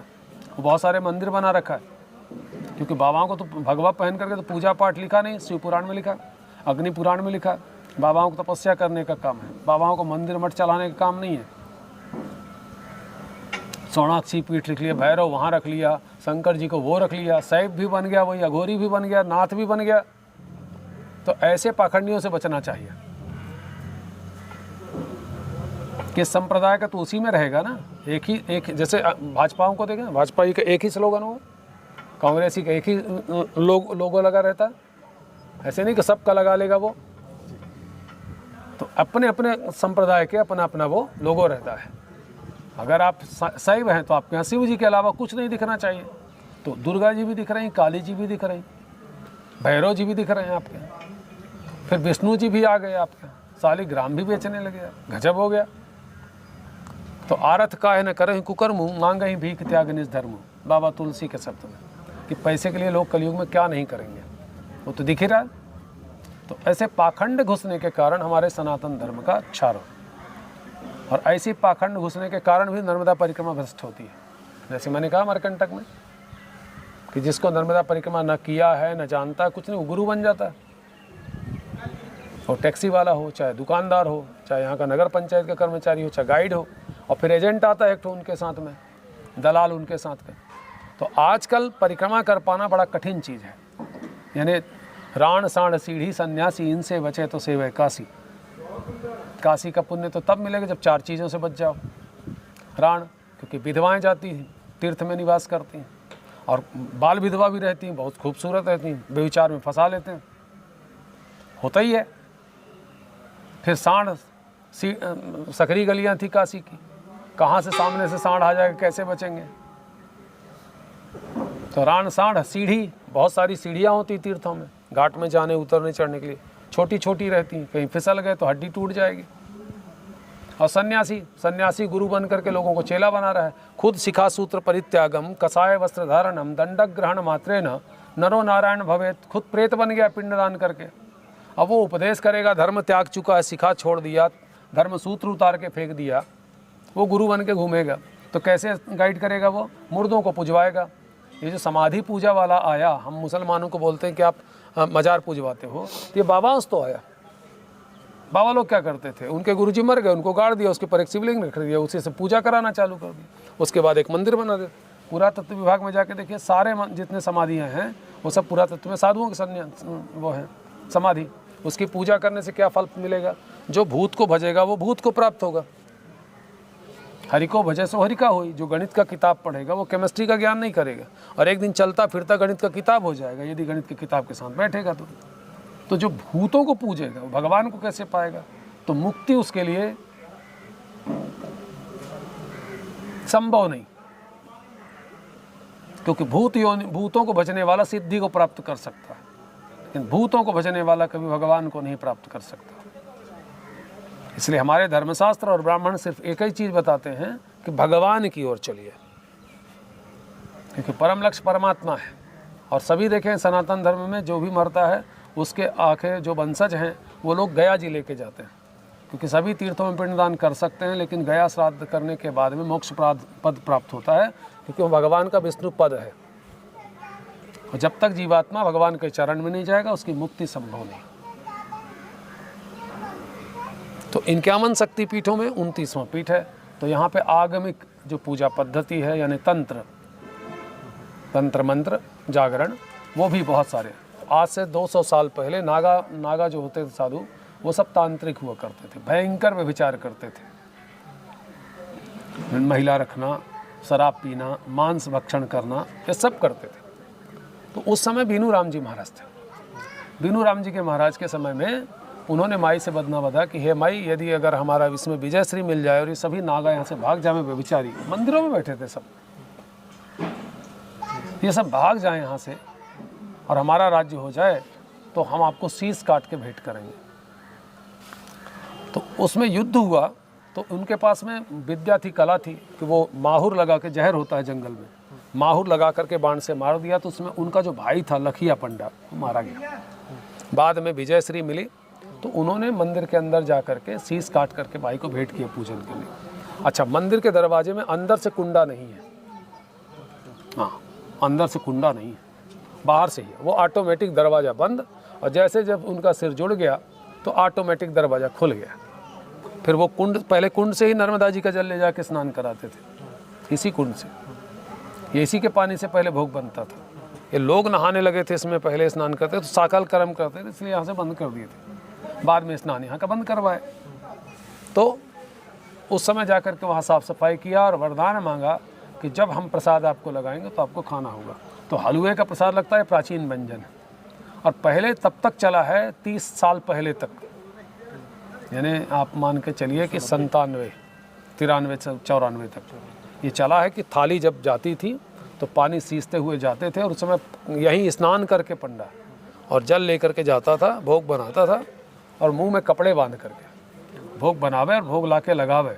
तो विधि थी भोग लगाने की, उसमें माई के हाथ के निशान रहते थे, और आधा थाली खाली हो जाए तब उसको प्रसाद मानते थे। यदि नहीं लगा तो उसको गाड़ दो, दूसरा बनाओ, फिर लीपो पोतो गोबर से, और फिर सामग्री निकालो, फिर बनाओ उसी विधि से, और फिर माई को भोग लगाओ। एक बार विधि के भी बारे में बताएंगे क्या? जैसे खाना बनाते हैं तो उसके लिए भी कितना पवित्रता रहता है? नहीं, इसमें तो गोबर से लीप करके बनेगा। तो सबसे पहले पंचग्रास अग्नि में होत्र, हमारे यहाँ अग्निहोत्र आवश्यक है ना, क्योंकि अग्नौ तिष्ठत ब्राह्मणा नाम हृदय तिष्ठते मनीष नाम मूर्ते सुप्रबुद्धा नाम सर्वत्र विजितात्मा नाम। ब्राह्मणों का जो देवता है अग्नि में, तो अग्नि आवाहन पहले जरूरी है। तो वो जो हलवा बनाया उसको पहले अग्नि में आहूत, उसके बाद में माई के लिए आता था। और यहाँ आने के बाद जो विधि है वो बड़ी पवित्रता के साथ में हो, उसका प्रोक्षण करना, फिर उसके ऊपर गायत्री मंत्र का जप करना, उसके बाद में पुष्पाच्छादन करना, फिर उसके बाद मत्स्य मुद्रा का प्रदर्शन करना, उसके बाद देवता को अर्पित करना, फिर मूल मंत्र का जाप करना, उसके बाद में ग्रास मुद्रा प्रदर्शित करना, उसके बाद में अर्घ देना, उसके बाद आचमनी जलाकर जल से मुख प्रक्षालन करके भोग की विधि होती थी। और उसमें उसकी प्रक्रिया आधे घंटे की भोग लगाने में।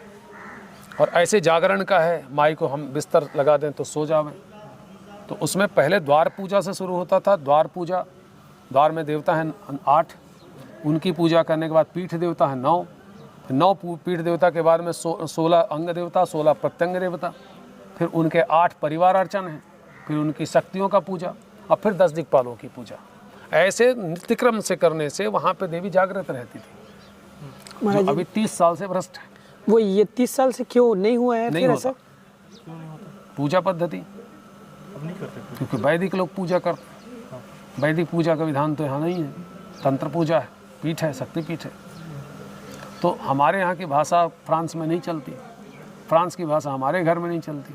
ऐसे तंत्र पीठों में वैदिक नहीं चलेगा, वैदिक पीठों में तंत्र पूजा नहीं चलेगा। पौराणिक मंत्र कहाँ पर लगेंगे, कहाँ नहीं लगेंगे। मंत्र हैं तो मंत्रों का भी तो ज्ञान होना चाहिए, कि मैं अगर बैगों के पास में जा कर के और अंग्रेजी भाषा में बात करूँगा तो उनसे मार खाऊंगा या बचूंगा वहाँ से। और ऐसे ही मैं जा कर के हमारे अमरकंटक की भाषा अंग्रेज़ों से बात करूँ, इंठे उंठे खाए रहे कि नहीं खाए रहे, कुछ करे नहीं, वो क्या समझेगा? भैंस के आगे बीना बाजे खड़े भैंस पुगराए। तो अपनी अपनी भाषा है। तो ऐसे कौन सा देवी देवता किस मंत्रों से, अपने अपने सबके देवताओं के मंत्र हैं। मंत्राधीनाम च देवताम, मंत्रों के अधीन देवता हैं। और जहाँ पूजा पाठ वो हो जाता है, बंद हो जाता है, वहाँ सब देवता चले जाते हैं, क्योंकि वो प्रतिमा है। प्रतिमा में प्रतिमान है, न कि प्रतिमा भगवान है। वो तो नित्य उसकी सपर्या होगी, तब तक वो बैठे रहेंगे। और जैसे पूजा संपन्न हुआ वो देवता चले जाते हैं अपना पूजा ग्रहण करके, क्या वहाँ बैठे रहते हैं? मंत्रों के अधीन देवता है। अभी आपने कनेक्ट किया टेलीविज़न को तो उसमें विज़न चालू हुआ, आपने प्लगिंग निकाल दी, हो गया। क्योंकि आप अब सब जानते हैं कि 8 आना लेकर के जाएंगे। आज 62,000 65,000 रुपये तोला सोना है, तो 1 तोला अगर आप चांदी भी रख दें, 1 तोला गिलेट भी लेके जाएंगे तो भी आपको सोना नहीं मिलेगा। 1 रुपये की माचिस 10 पैसे में नहीं मिलेगी। 365 दिन स्कूल में विद्यार्थी पढ़ता है तो पहली कक्षा पास करता है, उतने ही 365 दिन में ही दूसरी कक्षा वाला भी पास होता है, उतने MSc वाला भी है और उतने BSc वाला भी है। वो 365 दिन ही उसको खर्च करने पड़ेंगे एक क्लास पास करने के लिए, है ना। कोई कम नहीं कर सकता। यदि अटेंडेंस शॉर्ट हुआ तो फिर वो भी मुश्किल हो जाएगा, और उतना ही लिखना पड़ेगा जितना पूछा गया, उससे ज़्यादा नहीं लिख सकते, उससे कम नहीं लिख सकते। तो ये जो 3 साल 3 महीने 13 दिन है, ये 1188 दिन हुआ। 1188 दिन में 3 बार पूजा का, त्रिकाल पूजन के विषय में, त्रिकाल संध्या नर्मदा के तट पर करना है, नर्मदा जल से स्नान करना है नर्मदा परिक्रमावासी को, नर्मदा जल पाना करना है, नर्मदा जल से ही अर्घ देना है सूर्य को, नर्मदा जल से ही वो अपनी छारी की पूजा करनी है, नर्मदा जल में नर्मदा जल को मिलाना, फिर नर्मदा जल ग्रहण करना है, और सबसे नर्मदे हर बात करना है। इतनी कठिन तपस्या है नर्मदा, मतलब एक दत्त चित्त। मतलब जैसे आज लोग करते हैं कि परिक्रमा में गिरनार चले गए, जालेश्वर चले गए, पतालेश्वर चले गए, तो वो भ्रष्ट हो गई परिक्रमा। परिक्रमा परितः करोमी, उसी के किनारे किनारे परिक्रमा करना होगा, यहाँ वहाँ नहीं जाना है। अभी आपका क्लास गणित का है तो आप केमिस्ट्री किताब नहीं खोल सकते हैं। यदि 1 मिनट के लिए भी आप केमिस्ट्री किताब खोलते हैं तो आपका ध्यान भंग हो जाएगा। तो आपने संकल्प लिया नर्मदा परिक्रमा का, तो 3 साल 3 महीने 13 दिन आपको जीवन के देने चाहिए। नहीं दे सकते हैं, कोई 6 महीने में कोई कर लिया, तो कोई गाड़ी से 15 दिन का कर लिया, तो 3 साल 3 महीने 13 दिन तक उसको जो सीसी नर्मदा जल लेके जाते हैं संकल्पवारी, उसको रख के पूजन करना चाहिए 3 टाइम। इतना पूजित होने के बाद, क्योंकि सबसे ज़्यादा पावन नदी नर्मदा नदी है और इसको पवित्र करने की जरूरत नहीं, लेकिन इसमें भी जली जंतु हैं, जीव जंतु हैं, वो खाते और उसी में विष्ठा करते हैं। इसके बाद कुछ जीव जंतु उसी में मर करके अपना शरीर छोड़ करके सारा मल मूत्र इत्यादि त्याग कर देते हैं। अब बाकी आते भी हैं, बाकी शहरों का और चीज़ों का आता ही है। तो ऐसे पवित्र जल को और पूजा करके पावन करना है, क्योंकि पूजा वह प्रक्रिया है पुनंतु जातम, जिस क्रिया से पवित्रता उत्पन्न होती है, कोई ज़्यादा बड़ा चीज़ नहीं। उसको पूजा कर करके और पवित्र करते करते 1188 दिन में गुणे 3 करके 3,500 करीब 3600 बार पूजा करना है। 3600 बार पूजा करने के बाद वो ओमकारेश्वर महादेव को जब इतना पावन जल ले जाके देंगे, तब वो आपको देंगे सर्व तीर्थेषु यत् पुण्यम, सर्व यज्ञेषु यत् फलम, सर्व वेदेषु यत् ज्ञानम। ये सब उठा करके आपको भगवान देंगे और उससे आपका मोक्ष पद प्राप्त होगा। यानी मोक्ष जो पद है उसके आप उत्तराधिकारी हो जाएंगे, बैठने के, पोस्टेड हो जाएंगे आप। तो इतना कठिन नर्मदा परिक्रमा भी है, और इतना कठिन भी नहीं, उतना सरल भी है। और आजकल तो बड़ा जगह जगह पर लंगर खुल गए, जगह जगह लोग सेवा करने के लिए बैठे हैं। आप जितना जगह से लेते जाएंगे उतने कर्जदार होते जाएंगे, क्योंकि लेना कर्ज में डूबना है और दान करना मुक्त होना है। लेना कर्ज में डूबना है और दान करना मुक्त होना है। हर चीज़ से मुक्त होते जा रहे हैं आप। तो महाराज जी जो जा रहे हैं उनको तो भोजन लगेगा ही, तो कैसे करेंगे फिर? जैसे अगर कोई दे रहा है तो खाएंगे ना, तो फिर अच्छा तो वो उनका प्रश्न ये है कि हम अपने से कुछ न लेवें, अगर जो ले लिया है तो माँ को अर्पण कर दो, भगवान को भोग लगा दो, नर्मदा जी को। अब वो प्रसाद पर तुम्हारा अधिकार है, तुम प्रसाद पा सकते हो, लेकिन किसी का दिया हुआ अनाज नहीं खा सकते।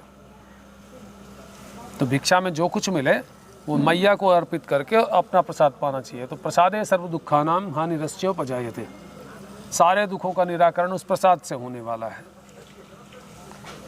तो नर्मदा परिक्रमा करने से पहले बहुत सारे नियम कानून हैं, जैसे भूमि शयन करेगा, गुस्सा नहीं कर सकते, अशौच की स्थिति में नहीं रहेगा, हमेशा शुद्धता का ध्यान रखना, शौचाचार का ध्यान रखना, वाणी पर संयम रखना, जितेंद्रिय होना चाहिए। फिर योग निद्रा को त्याग करके मैया की प्राप्ति के लिए या भगवान शिव की आराधना के लिए वो तत्पर रहे। जो जागता सो पाता है ना, तो मतलब जो क्या कहते हैं उसको, जो संयम नियम से रहेगा वो जागृत रहेगा। तो उसको आलस्य नहीं करना है, प्रमाद नहीं करना है, असत्य भाषण नहीं करना है, बस इतना ही बात करना है, नर्मदे हर। तो असत्य भाषण होगा भी नहीं। बाबा तुमने किसी को देखा नर्मदे हर? महाराज जी अब एक और पूछूंगा, प्रश्न था कि पहली बार प्रथम बार किसने किया होगा जो ये प्रथा चली, या जो भी किसने किया होगा, इसके बारे में भी थोड़ा सा आप बताएं। जब ब्रह्मांड की रचना हुई है जी। तो प्रत्येक ग्रह नक्षत्रों को आपने देखा एक दूसरे के किनारे घूमते हुए। देवी देवताओं की उत्पत्ति के भी पूर्व, जी किसी भी जो 14 जातियां हैं इनके उत्पत्ति के पूर्व जब कोई एक रहा होगा, मतलब एक ही वशक्ति परमेश्वरस्य भिन्ना चतुर्धा व्यवहार काले पुरुषेश विष्णु भोगे भवानी समरे च दुर्गा प्रलये च काली एको हम बहुत श्यामा। जैसे मही चाचा, मही मामा, मही फूफा, मही काका, मही ताऊ, मही दादा भाई, मही पुत्र, मही पिता, एको हम बहुत श्यामा। मैं बहुत रूप में व्यक्त हो रहा हूँ। मही दर्जी, मही नाई, मही स्वीपर, मही चमार, मही धोबी, मही पंडित, मही छत्री, मही व्यापारी, मही ज्ञानी, मही मूर्ख, मही दुष्ट, मही सज्जन। तो एको हम बहुत श्यामा। भगवान किसी भी रूप में व्यक्त हो सकते हैं क्योंकि वो परमात्मा है और उस परमात्मा में असीम शक्ति है। पीपल के पेड़ के रूप में व्यक्त है, वो बीज है। इतना बड़ा शरीर बना एक बूंद से बना है, तो मेरे रूप में व्यक्त हो रहा है, आपके रूप में व्यक्त हो रहा है। वही हाथी के रूप में व्यक्त हो रहा है, वही सुअर के रूप में व्यक्त हो रहा है, वही परमात्मा। जल के रूप में व्यक्त हो रहा है तो आकाश के रूप में भी तो वही परमात्मा बैठा है, फिर अग्नि के रूप में भी वही परमात्मा है, वायु के रूप में वही परमात्मा है। तो वो असीम शक्तियों का स्वामी, वो किसी भी रूप को धारण कर सकता है। जब एक रहा होगा तो आवश्यकता सहायता की पड़ी, अनेक रूप धारण करते चले गए। एक ही ब्रह्म है, दूसरा नहीं। तो वो उसकी शक्तियों के विषय में हम लोग अनुमान लगा सकते हैं, लेकिन उसको जानने में बड़ा कठिन चीज़ है। अभी मनुष्य को जानने के लिए 2728 भाषा चाहिए पूरे मनुष्यों के बीच में बोलने के लिए, तो हम मनुष्य को नहीं जान सकते एक यूनिट, तो परमात्मा को कैसे जानेंगे? क्योंकि परमात्मा के बनाए हुए में अभी तो जीव जंतु कितने हैं, वृक्षलताएँ कितनी हैं, कितनी जड़ी बूटियाँ हैं, कितने नक्षत्र तारे हैं।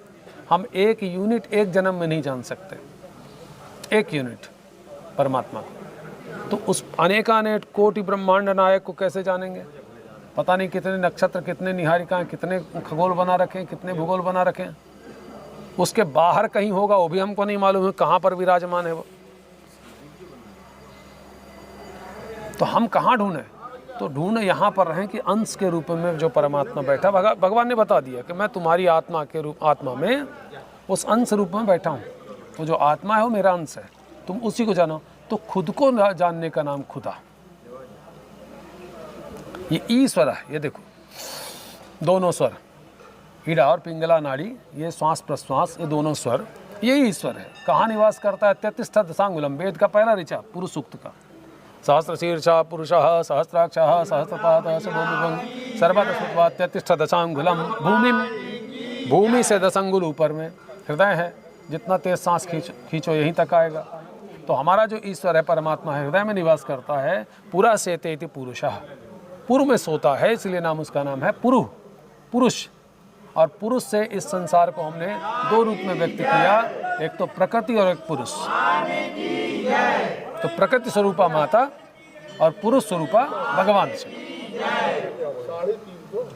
दो चीजें हैं। एक तो शरीर में अमृत यानी जल, डिहाइड्रेशन हो जाए तो शरीर मर जाएगा, और दूसरा अग्नि ठंडी हो गई। यदि गर्मी उसकी शांत हो गई, अग्नि ठंडा हो गया है ना, तो दिक्कत हो जाएगा। तो अग्नि कौन हुआ? शिव। और अमृत कौन हुआ? माता जी यानी सोम।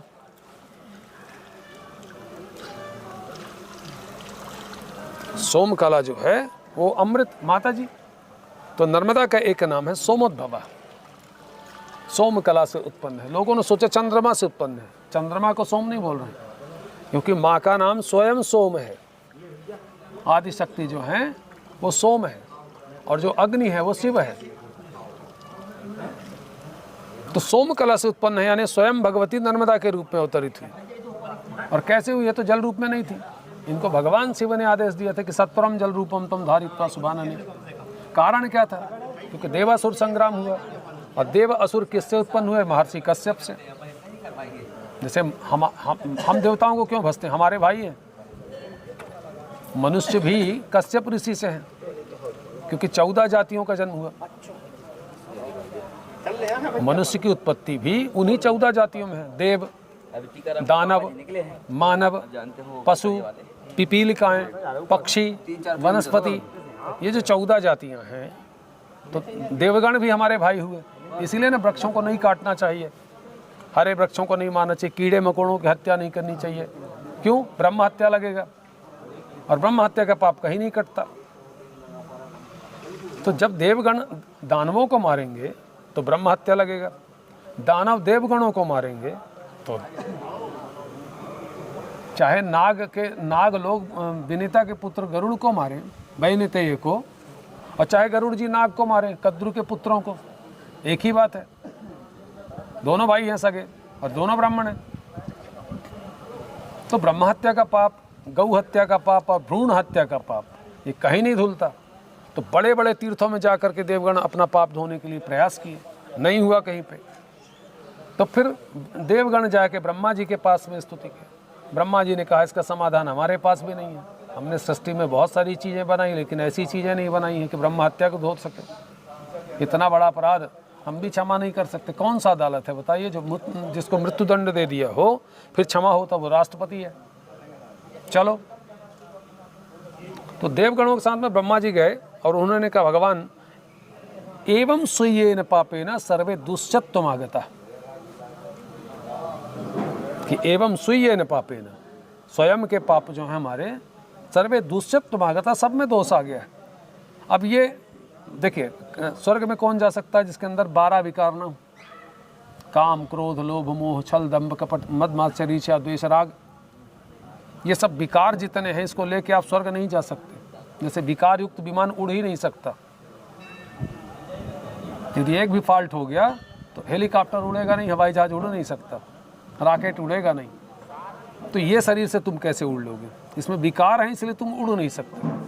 और पहले के महर्षि कैसे थे? पहले हमारे पिताजी लोग कैसे थे?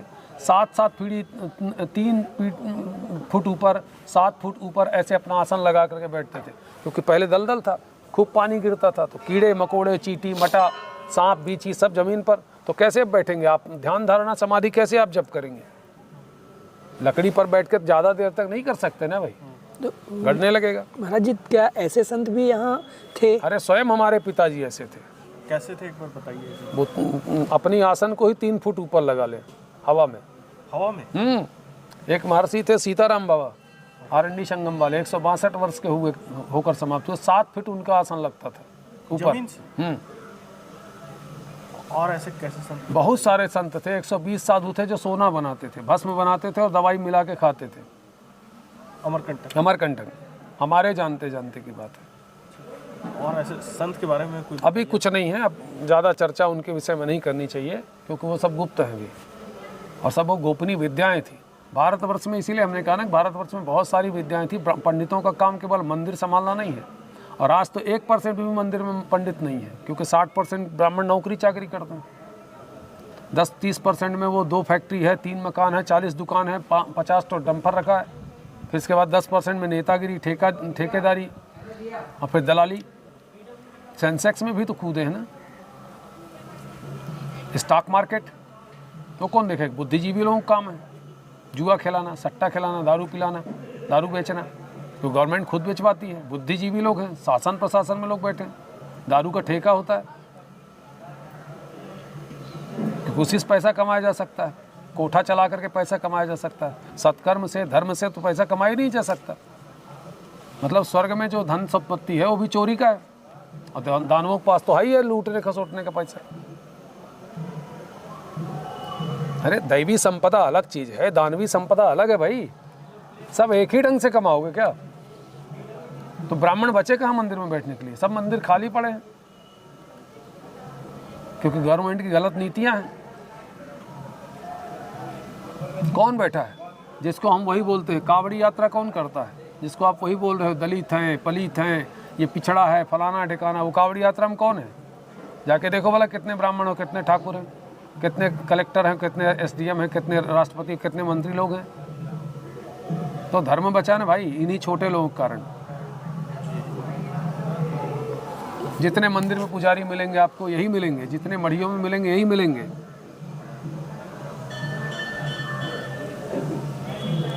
जो झंडा लेके चल रहे हैं ना, आज जो झंडा है ऊंचा धर्मध्वज, वो इन्हीं के कारण है। ये कौन है? दलित। इन्हीं औरंगजेब ने जो ब्राह्मणों को स्वीपर बनाया था वही है ये जो गौण है ये कौन है? जयद्रथ के वंशावली के हैं, भद्रासु के पुत्र हैं, ब्राह्मण हैं। इसलिए अरकाम मरकाम नेताम परतोती परतुतिया मराबे उट्टे मसरा मुइके ध्रुवे पनाड़िया सही में पाव श्याम बट्टी नेटी पेंद्रो आरमो लिखते हैं। ये वंशावली ब्राह्मणों की है। बैगा कौन है? Who is Veda? This is Baiga. ये अंग्रेजों ने बनाया है, कहीं किताब में नहीं लिखा बैगा शब्द। वेद शब्द है, विद शब्द है, वेदा शब्द बना दिया, राम का रामा बना दिया, कृष्ण का कृष्णा बना दिया, वैद का वैदा बना दिया और वैदा से बैगा बना डाला। तो इसलिए उनके पास तंत्र मंत्र का झाड़ फूक का ज्ञान है, जड़ी बूटियों का ज्ञान है, क्योंकि वेदाचारी हैं वो। और आज भी किसी का छुआ खाते नहीं ना, पीते नहीं, किसी घर में पानी पीते हैं वो। अद्भुत। इंदिरा गांधी के कह देने से कोई बैगा आदिवासी बन जाएगा? ज्ञान का देश है, भायम रतः भारत है, ये ज्ञान का देश है। जिस देश में ज्ञान भरा हो उसको भारत कहते हैं। किसी के नाम से भारत नाम नहीं पड़ा है कि भरत शाकुंतलम में भरत के नाम से पड़ गया, राम जी के भरत थे उसके नाम से पड़ गया, उसके पहले भी ये देश था भारत। अनपढ़ों जैसे लोग बात करते हैं। पहले अपने भारत को जान लें। बाप पे पूत पिता पर घोरा अधिक नहीं तो थोड़ा थोड़ा लक्षण देख रहे हैं किसके? ब्राह्मण के हैं। इसको तुम कैसे बता रहे हो कि एली तेली है ये? हाँ, तेल बेचता होता होगा भाई, लेकिन हम तो इसको मांस मदिरा करते कभी देखे नहीं, कभी गाली गलौज करते देखे नहीं, कभी जुआ सट्टा खेलते देखे नहीं। बढ़िया त्रिपुंड धारण करता है, सुंदर भगवान का नाम लेता है, भगवान का पूजन अर्चन करता है, सत्कर्म से उपार्जन करता है, दान पुण्य करता है, तीर्थाटन करता है, तो इसमें ब्राह्मण के लक्षण नहीं है। जिसमें परोपकार की भावना हो ब्राह्मण है, जिसमें स्वार्थ की भावना वही दुष्ट है, वही नीच है। तो अभी कौन है? मंत्री नहीं है, अभी अधिकारी नहीं है। ये कौन है? ये शूद्र हैं। जितने अधिकारी शूद्र हैं, जितने मंत्री शूद्र हैं, और जितने बड़े बड़े बाबा बन के बैठे हुए हैं हमारे धर्माचार्य, ये सब शूद्र हैं। धर्म का जो पालन है वो ब्राह्मणत्व प्राप्त करने के बाद मिलेगा। इसीलिए गुरुकुल चलते थे। पहले विद्यारथी, तो पढ़े लिखे ना एक और रथी, नाम रखा है विद्यारथी। पढ़ना इनको कुछ नहीं है, जानना कुछ नहीं है, बस अपने मूड का बताना है। तो क्या किसी को ठग रहे हो? तुमसे अमरकंटक पूछे तुम अमरकंटक मत बताओ, तुमसे नर्मदा पूछे तुम नर्मदा मत बताओ, तुम मंदिर तुम्हारे मंदिर के विषय में पूछे तुम मंदिर को मत बताओ। तो अपने मन का तुम बताने बैठे हो, तुम्हारे मन का लोग सुनने आए हैं। अपने मन का तो तभी ठगता है आदमी जैसे लड़का पटाता है लड़की को और उसका जेब खाली कराता।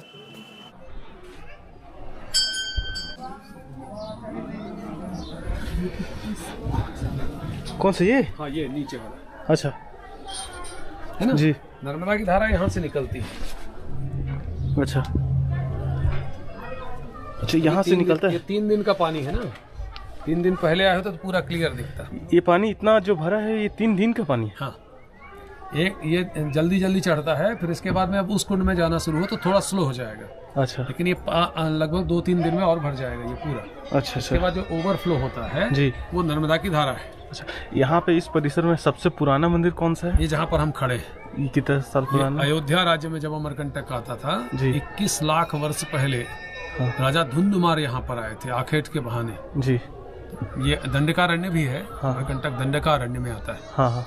तो यहाँ पर जब आखेट के बहाने आए तो जहाँ से नर्मदा की मूल धारा है वो बहुत तेज निकलती थी। जी, तो वहां पर सिंह को हाँ। और गाय को एक साथ जल पीते देखा। हाँ। जैसे हिंसक प्राणी अपनी हिंसा भूल जाए जी, और भय रखने वाला जो प्राणी है वो भय से मुक्त हो जावे, जी, तो निश्चित बात है वहां कोई न कोई दैवी शक्ति या चमत्कार होगा जी, कि जो दोनों प्राणियों में भेद जो था उसको समाप्त कर दे कि ये सिंह है और ये गाय है। जी। तो उन्होंने देखा तो मेडिटेशन किया उन्होंने, और मेडिटेशन से नर्मदा का प्रकटीकरण हुआ। जी, और उन्होंने पूछा कि आप कौन हो, तो उन्होंने नर्मदा जी ने बताया कि मैं नर्मदा हूँ और यहाँ इसीलिए जो विषधर प्राणी है उसका विष नहीं लगता। और वाकई अमरकंटक में आज तक किसी का जो मृत्यु है वो सर्प के काटने से नहीं हुआ।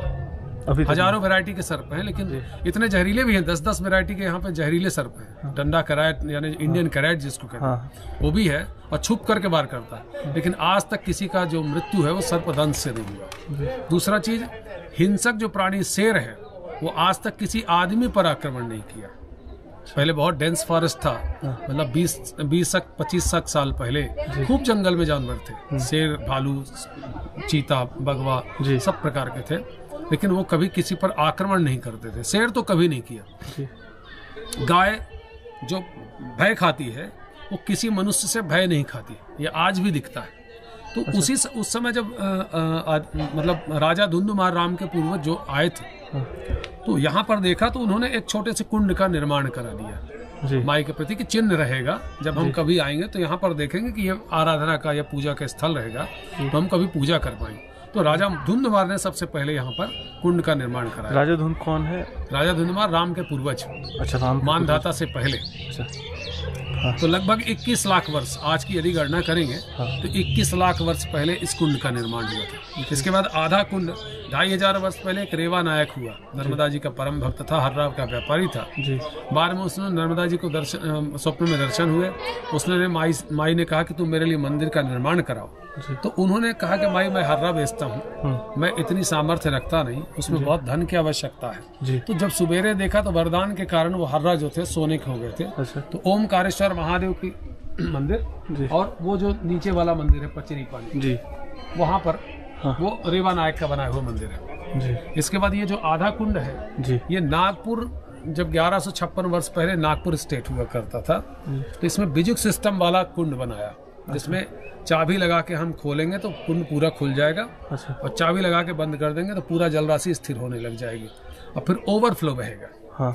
तो कंटिन्यू फ्लोइंग को रिवर बोलते हैं, किसी कुंड, तालाब या झरने, पोखरे को नहीं, जो यहाँ से लेके समुद्र तक जाती है। इसी एक अक्षुण्ण धारा को नर्मदा नदी कहते हैं। इसके अलावा दूसरा कोई उद्गम स्थान नहीं है। जिस प्रकार से अमरकंटक में लोग भ्रम फैलाते हैं कि गुप्त हुई, तो यहाँ से लेके बाहर 50 मीटर तक इतनी गुप्त है।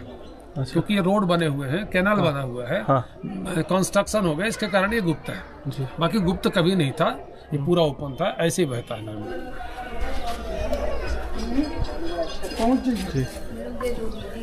तो खसकने लगा है जी, वहाँ से खसकने लगा है जी, ठीक। यहाँ पे एक गड्ढा दिख रहा है, जो ये अंदर दिख रहा है, वो जो दिख रहा है पत्थर, खसकने लगे। ऊपर कंक्रीट कराया गया बाद में। अच्छा, है ना जी, 5 साल पहले कंक्रीट कराए हैं उसमें। तो सब खसक रहे थे सीढ़ियाँ, इधर का ये भसक रहा था। दलदल था पहले, ये दलदल था जब बाउंड्री नहीं था। बाउंड्री संवत 1939 का है ना, अभी 2080 है, तो लगभग 150-150 वर्ष पहले। तो ये जो गायत्री सावित्री हो सीधे आके यहाँ पे गिरती थी। अच्छा, जहाँ पे गायत्री सावित्री का संगम है वो है ब्रह्म प्रयाग जी। वहाँ से गायत्री नदी आती है जी। ब्रह्म पर्वत है, ब्रह्म पर्वत के पास में गायत्री नदी दाहिने बाएं साइड से जी। और सावित्री आती है पूर्व दिशा से जी। तो यहाँ पर आकर के ब्रह्मा और गायत्री और सावित्री का जो संगम है वो ब्रह्म प्रयाग है। इसके बाद जब इसमें आके मिलता है ये रुद्र प्रयाग हो गया। यही चीज, क्योंकि ये कोटि तीर्थ बनता है नर्मदा के संगम से, तो त्रिवेणी हो गई है, त्रिवेणी संगम जी। तो यहाँ पर रुद्र का भाग है, इसीलिए नर्मदेश्वर महादेव जी, यहाँ रुद्र। इसके बाद जो चक्र तीर्थ बताया जी, जिसका महत्तम है भाद्रपद में वामन द्वादशी और रोहिणी नक्षत्र युक्त अष्टमी। तो रोहिणी नक्षत्र युक्त अष्टमी पड़ती है भादों की जन्माष्टमी, जनरली वही है ना। और दूसरा जो द्वादशी पड़ता है वो भी वामन द्वादशी दूसरे दिन का, वो चक्र तीर्थ का महत्तम है। तो विष्णु प्रयाग जी। उसके बाद में इंद्र प्रयाग हुआ तुम्हारा, वो जहाँ पे बैतरणी, वो स्वर्ग द्वार है जी। स्वर्ग द्वार कहाँ पर, जहाँ पर बैतरणी आके नर्मदा से संगम करती, वो इंद्र का तो इंद्र प्रयाग कहलाए। उसके बाद यम प्रयाग है, आरण्य संगम, वहाँ गायत्री, सावित्री, कपिला, क्या कहते हैं, बैतरणी और नर्मदा, 6 नदियों का जल जी जहाँ पर है। वो संसार में सबसे पहले पिंड तीर्थ बना। हिरण्य तेजा राजा, जब पूरे धरती में कोई पवित्र नदी नहीं थी, उस समय आकर के तपस्या किया, भगवान शिव के द्वारा नर्मदा की उत्पत्ति कराई और फिर जाकर के अपने पितरों का श्राद्ध वहीं पर किया। उसका नाम है एरंडी संगम। एरन यानी माया, डा यानी छुड़ाने वाला। तो सबसे पहले संसार में पिंड तीर्थ बना। जी जी।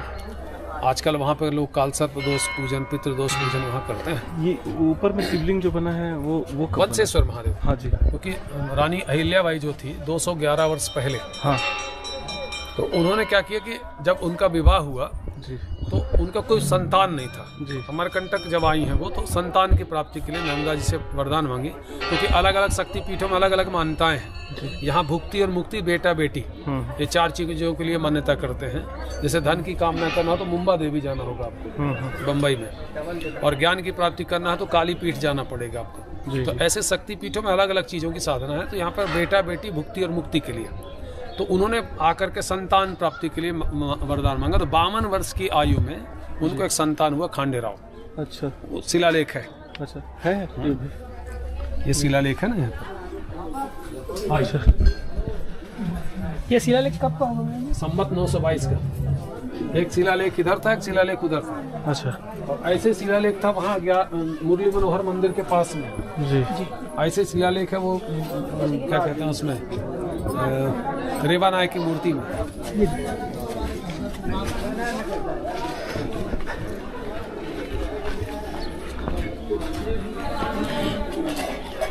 ओमकारेश्वर महादेव। अच्छा। उनका जलहरी पश्चिम की ओर। अच्छा। यही एक शिवलिंग है संसार में जिसका जलहरी पश्चिम की ओर।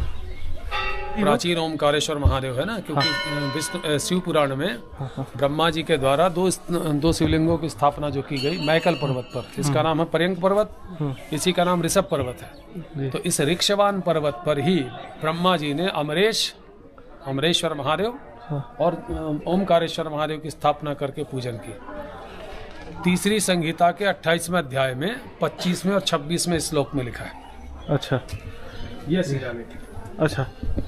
एक शिलालेख रेवा नायक कुंड देख रहे हैं जी। ये कलयुग में महत्तम रखने वाला नर्मदा उद्गम माना गया अभी जो है। हाँ। हाँ। क्योंकि नर्मदा की जो उत्पत्ति होती है वो प्रत्येक कल्प में और प्रत्येक युग में अलग अलग है। अच्छा। और अमरकंटक में जब इस आदमी आते हैं तो उनको 5 कुंडों में स्नान करना चाहिए, तब नर्मदा मोक्ष देती है जी। एक दिन विशेष है उसके लिए आकर के स्नान करें, और अलग अलग जगह का अलग अलग दान है।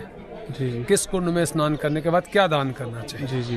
क्योंकि नर्मदा की धारा हमेशा मैकल पर्वत पर ही उत्पन्न होती है, नर्मदा जी जल रूप में, और प्रत्येक कल्प में। जी। तो सतयुग में जो नर्मदा की धारा बहती थी मार्कंडेय आश्रम से, जी। जहाँ पे मार्कंडेय आश्रम है, वो जो तालाब है वो कुंड है। अच्छा। जब वहाँ कुंड खोदेंगे हाँ। तो वो धारा निकल करके पूर्व की ओर जाती थी अच्छा। सतयुग में। हाँ।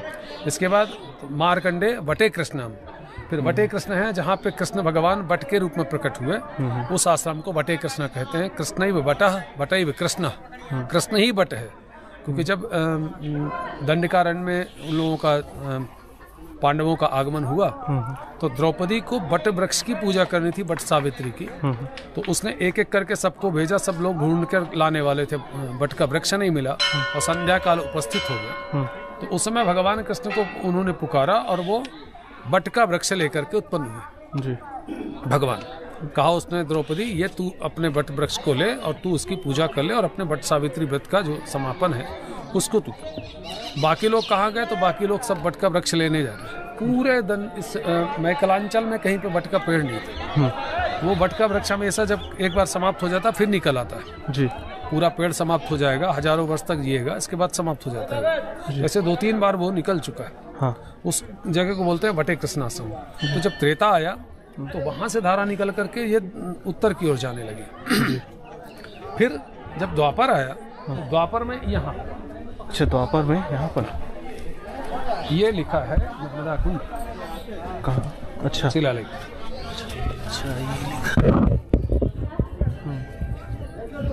अच्छा ये 5000 वर्ष पुराना कुंड। ये 5000 साल पुराना। गौ हत्या करने वाला व्यक्ति जब तक इसमें स्नान नहीं करेगा उसको गौ हत्या छूटने वाला नहीं।